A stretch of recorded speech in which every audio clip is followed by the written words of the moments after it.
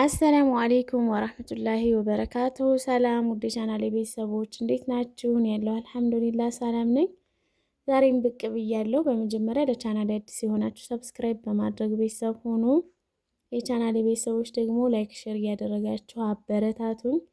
ዛሬ እንግዲህ ያው እንደምታውቁት ቀኑ ጁምአ ነው። ከገበያ እስከ ቤት ከቤቴ እስከ ገበያ ድረስ ብዙ ነገር ማሳያችሁ ይሆናል። የቀኑ ውሎዬን እስከ ቪዲዮ መጨረሻ ድረስ አብራችሁን ቆዩ። ቪዲዮውን ደግሞ ስትጀምሩ ላይክ ማድረጋችሁን አትርሱ። እናም ያው ገበያ ሄዳለሁኝ። ስለዚህ ቤቴን በጠዋት ተነስቼ አጸዳድቼ ምናምን ልጄ ጋር ቁርሳችንን ከበላን በኋላ እንጀራ መጋገር ነበረብኝ። እንጀራ ጋግሬ ከዛ ይሄንን የመሰለ ደግሞ ከሽ ከሽ የሚል ቂጣ ጋግሬያለሁ። በነገራችን ላይ ድርቅ ያለ ቂጣ በጣም ነው የምወደው፣ እንደ ብስኩት ከሽ ከሽ የሚል ማለት ነውና ቂጣዬንም ጋግሬያለሁ። ያው ከዛ ቤቴንም እስከ ውጭ እንደዚህ ፏፏ አድርጌ አጽድቻለሁ። ዶሮዎችም ደግሞ ምግባቸውን እየበሉ ነው።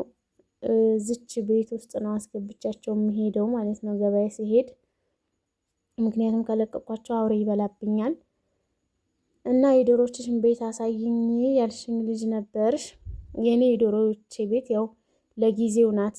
እናንተ ስታሰሩ ሽቦ ነው ዙሪያውን፣ ግን ፀሐይ እየገባብኝ ኬንዳ አድርጌላችኋለሁ ማለት ነው። እና ሰፋ አድርጋችሁ ብታሰሩ አሪፍ ነው የምላችሁ። እና የኔ የጊዜው ናት፣ ጊዜያዊ ናት ለማለት ያክል ነው። እና እዚህ ጋር እንደምታዩት ሚም ተክያለሁ፣ ተክለናል። እዚህ ጋር ቀዬ አልተደለደለም ነበር፣ ይሄ ውጩ ማለት ነው። ያው ሁሉም ነገር ቀስ በቀስ ነው የሚስተካከለው፣ በአንድ አይደለም። እና አልሐምዱሊላህ ይሄንን ደግሞ በዚህ መልኩ ደልድለናል ማለት ነው። ከዛ አትክልትም ገዝቼ ነበር። እዚህ ጋር እንደምታዩት ሚም፣ ይሄ ሚም ነው ውጭ ላይ። ያው ይሄኛው ከላይ በኩል ያለው በመስኮት ትክክል ነው። ይቺ ደግሞ ለበረንዳው ጥላ እንድትሆን ተብላ እዚህ ጋር ተተክላለች ማለት ነው።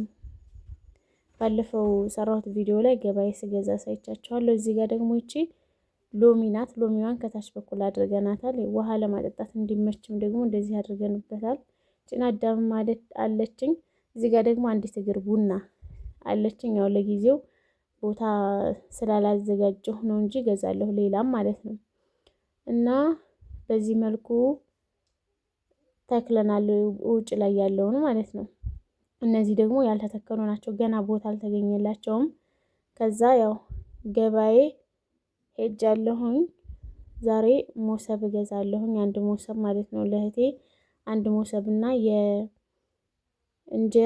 ስታወጡ ማስቀመጫ ተለቅ ያለ ሴፌድ እሱን እገዛለሁ።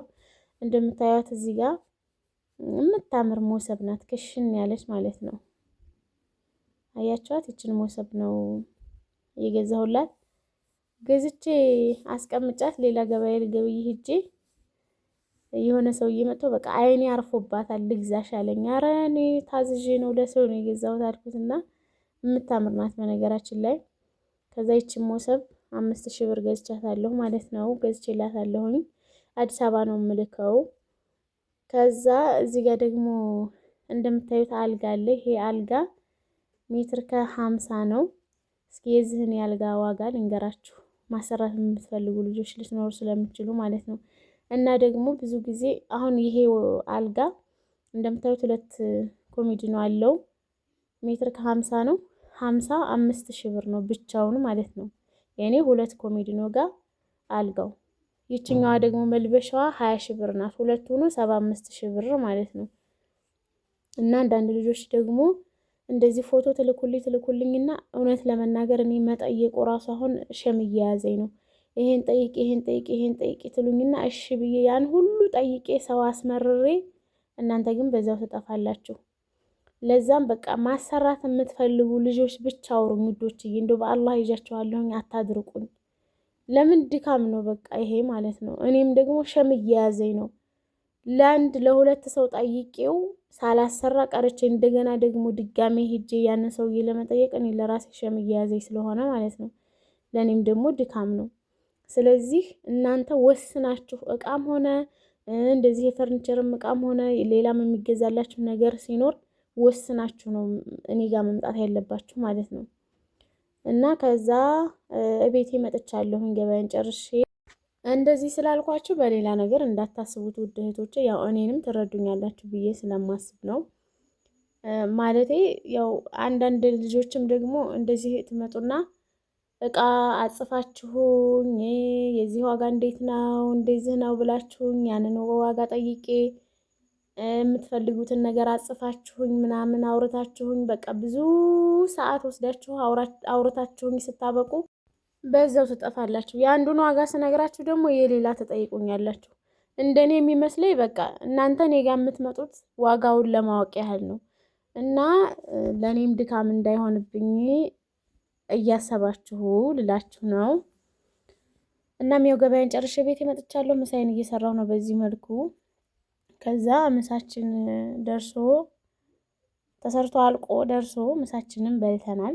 ከዛ ያው የቡና ሰዓት ደርሷል። ግን ውድ እህቶቼ አሞኝ ከተሻለኝ ወዲህ ምን አስጠላኝ ብትሉ ቡና አስጠላኝ።